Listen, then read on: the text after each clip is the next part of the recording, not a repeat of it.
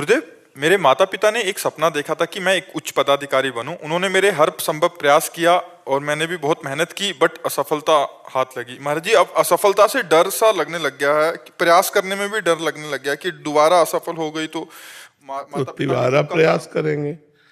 हमको प्रयासरत रहना है। हमारा पूर्व का प्रारब्ध जो है ना, जैसे हमको दुख देना है प्रारब्ध को, तो अब हम अगर सफल हो जाएंगे तो दुख कैसे मिलेगा?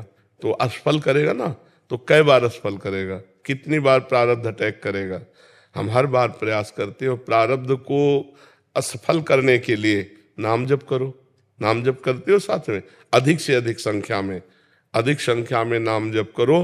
तो जो प्रारब्ध आपको असफल करना चाहता है, आप उस प्रारब्ध को असफल कर दीजिए और आप सफलता प्राप्त कीजिए। मंत्रानुष्ठान में और भगवान के स्तोत्रों में और भगवान के नाम जप में बड़ी सामर्थ्य है।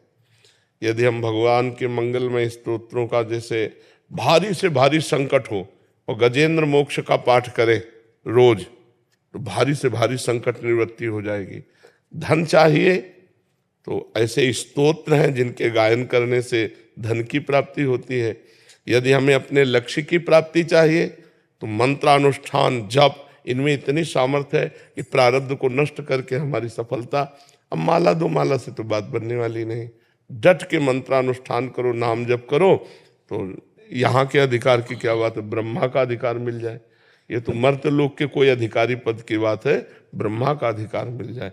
देखो, पूर्व का पुण्य है तो हमारे देश की एक महिला राष्ट्रपति है। तो हम निराश तो कभी होंगे ना कि अब हमसे नहीं हो पाएगा, नहीं।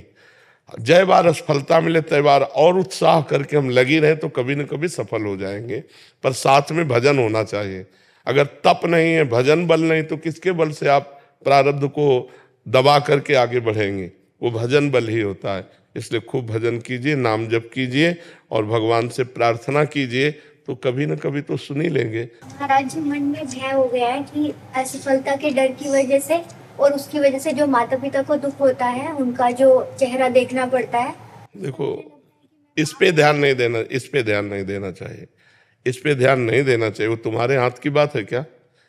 अब बच्चे इसी बात को ज्यादा ध्यान देने लगते हैं तो गलत मार्ग में चले जाते हैं।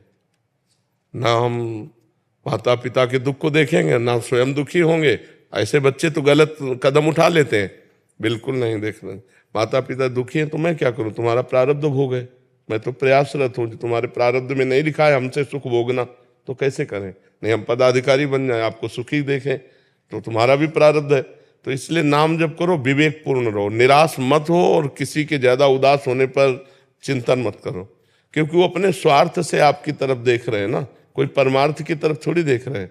स्वार्थ संबंध की अगर मेरा बेटा बेटी पदाधिकारी हो जाता तो वो भी सुखी रहता और मुझे भी सुख प्राप्त होता, यही चिंतन होता ना। तो वो प्रारब्ध के अधीन है। क्या जितना प्रयास करो, जब तक प्रारब्ध क्षीण नहीं होगा तब तक आपको बढ़ने नहीं देगा।